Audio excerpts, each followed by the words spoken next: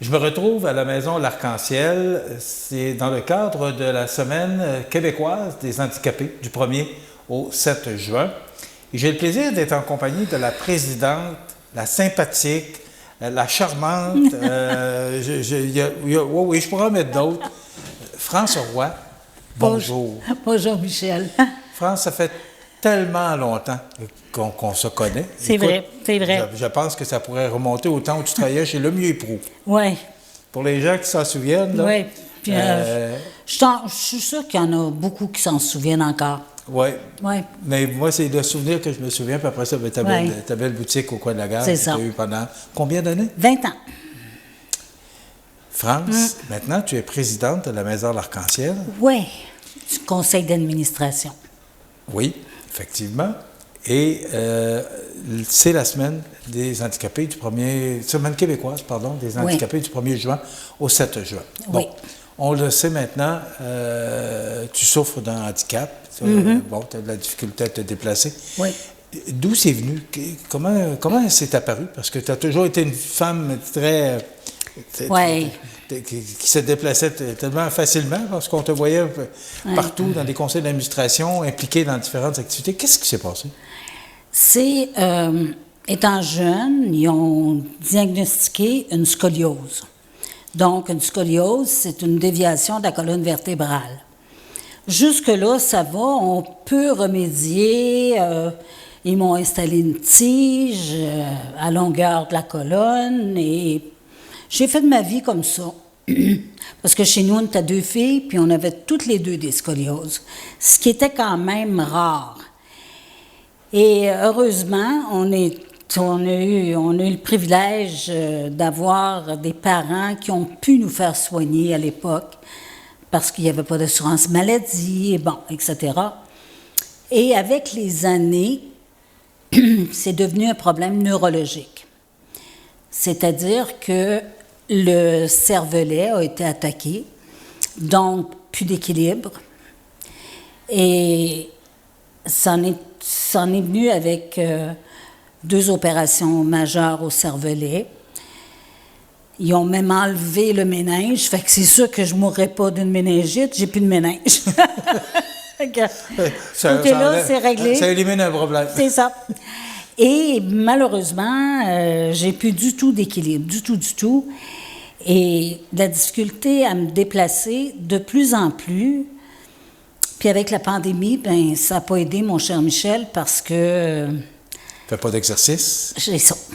Avant, j'avais quand même une vie sociale assez bien remplie, que ce soit des réunions, je tricote. Fait que j'avais mon club de tricoteuses.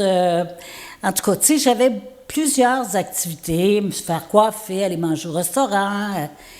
Mais avec la pandémie, tout s'est arrêté. Donc, plus d'exercice physique. Et ça en est suivi que ça a dégringolé plus vite que ça aurait pu être. Alors, ça te prend ce petit véhicule-là? Absolument, pour me déplacer.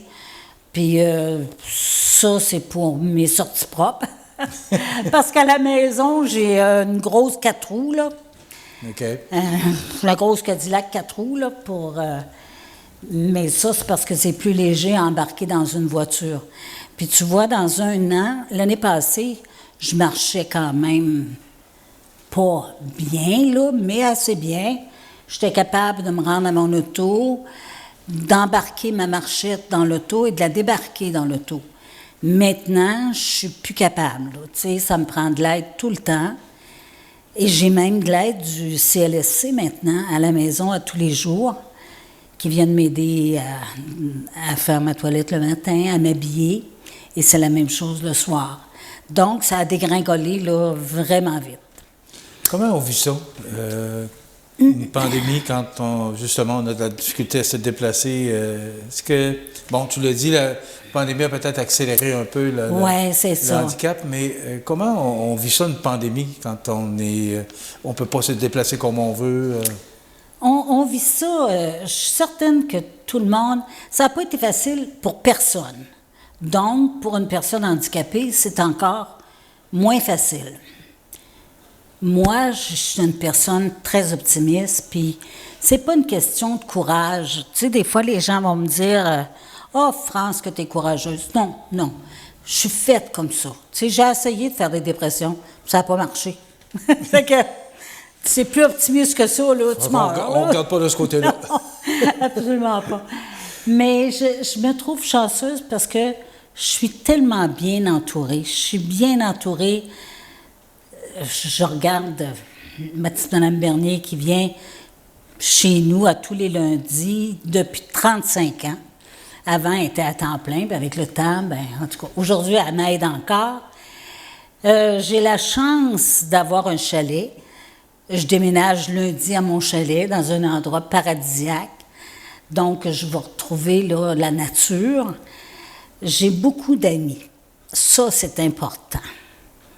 Puis des amis, Michel, on se fait ça.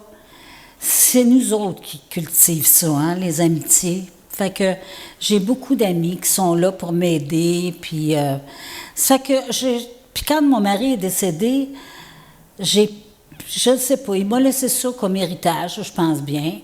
Il m'a enlevé toutes mes peurs. J'ai pas peur de rien. J'ai pas eu de difficulté à vivre seule. C'est drôle, hein? Je me suis fait une vie comme ça, puis... Ça fait combien de temps qu'il est décédé? 17 ans. 17 ans déjà. Oui, ça fait 17 ans que je m'organise. Fait que, non, mais par contre, je peux comprendre les gens qui sont handicapés, qui n'ont pas la chance que j'ai. Et c'est difficile. C'est difficile parce que du jour au lendemain, tu te retrouves... Moi, ça fait un an et quelques mois là, que je suis toute seule à la maison, là, tu sais. Plus d'activité. On voit plus de gens parce que... Assez que quand j'ai la chance d'aller faire mon épicerie, parce que souvent, c'est les autres qui y vont pour moi, mais des fois, j'ai la chance d'y aller. Hey, j'ai l'air du bonhomme carnaval. Oui, j'imagine que... France, puis... Le social, ah, là, je suis contente de vite. voir le monde, puis tout le monde s'intéresse à ma vie, à comment tu t'organises, as-tu besoin d'aide? Alors, c'est ça. La pandémie, ça n'a pas été facile, puis j'imagine que pour d'autres, c'est encore, tu sais, surtout quand tu as besoin d'aide, là.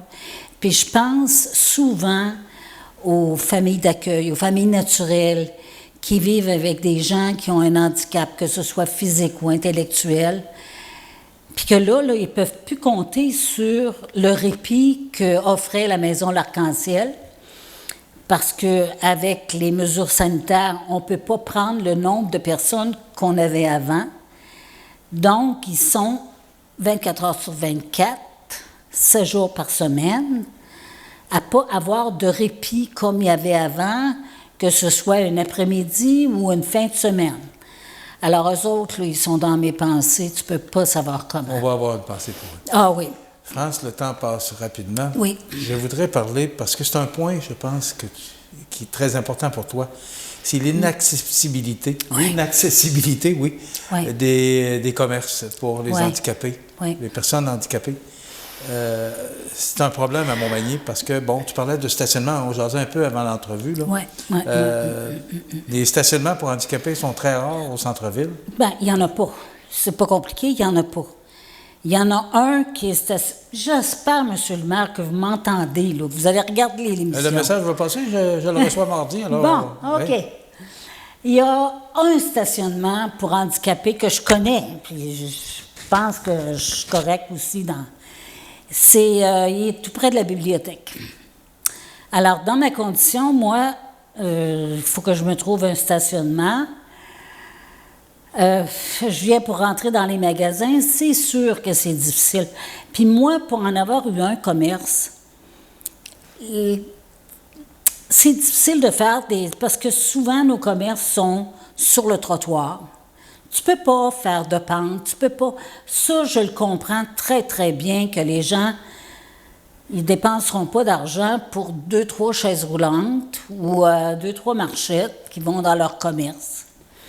Mais si au moins on avait une coupe de stationnement, un au début de la rue et l'autre près du magasin de tricot. Au milieu de la rue, ouais. Bon, à ce moment-là, bien, ça serait plus facile pour les accompagnateurs aussi, là, tu sais, parce que si tu vas te stationner près de la bibliothèque,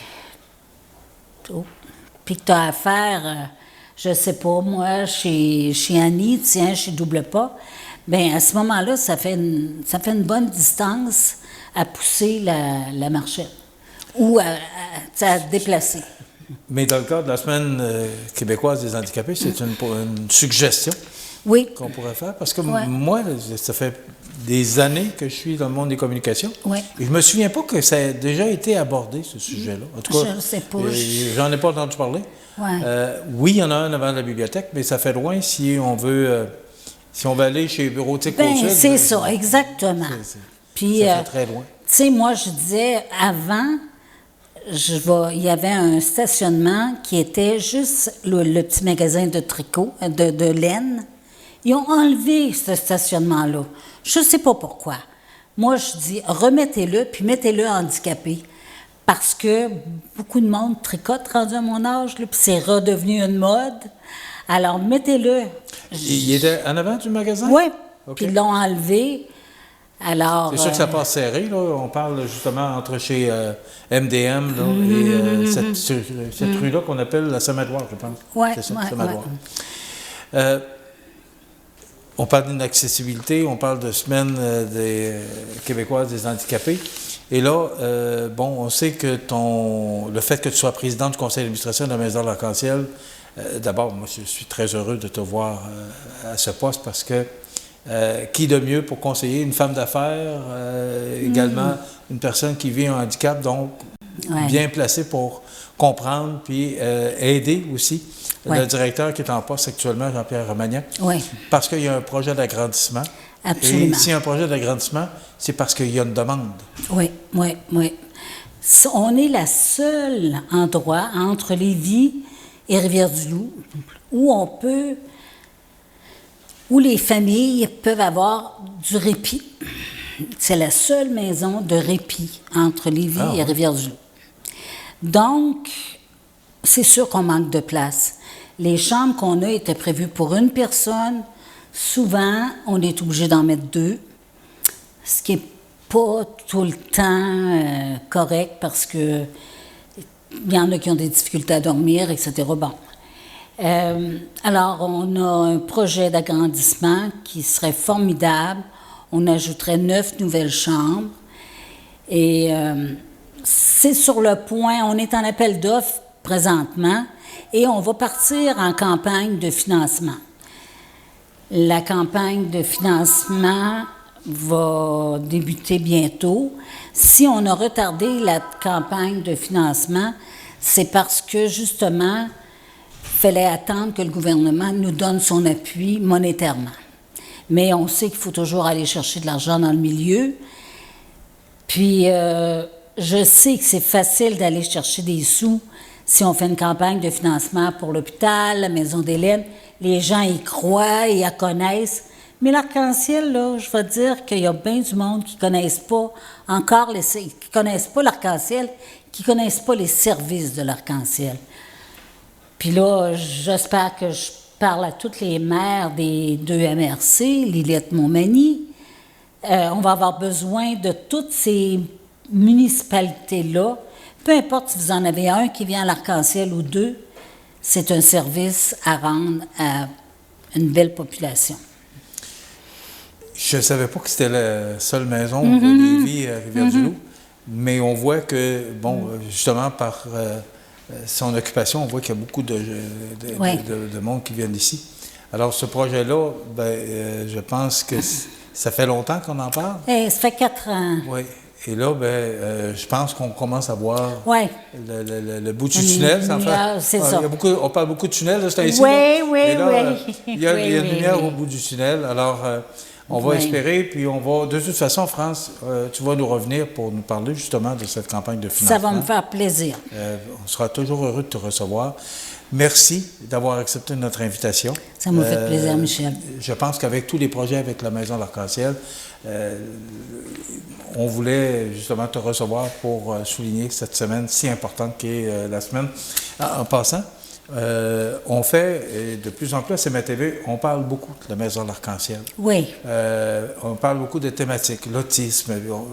Alors, on aide beaucoup à faire connaître l'Arc-en-Ciel. Oui, puis je l'apprécie. Et CMA-TV, on en a fait une de nos causes. Pour nous, toutes les causes sont bonnes, mais l'Arc-en-Ciel, comme j'ai été président d'honneur dans le passé, on en fait une de nos causes chouchou, mais sans délaisser les autres, mais parce que c'est un besoin à Montmagny. Oui. Et ça prouve que si on n'en a pas ailleurs qu'entre Lévis et Rivière-du-Loup, c'est parce que C'est ça. c'est important. Oui. Merci beaucoup. Ça me fait plaisir, merci. François Roy, qui est président du conseil d'administration de la Maison L'Arc-en-Ciel, c'était notre invité dans le cadre de la Semaine québécoise des handicapés qui se tient jusqu'au 7 juin, du 1er au 7 juin. Voilà, on s'arrête.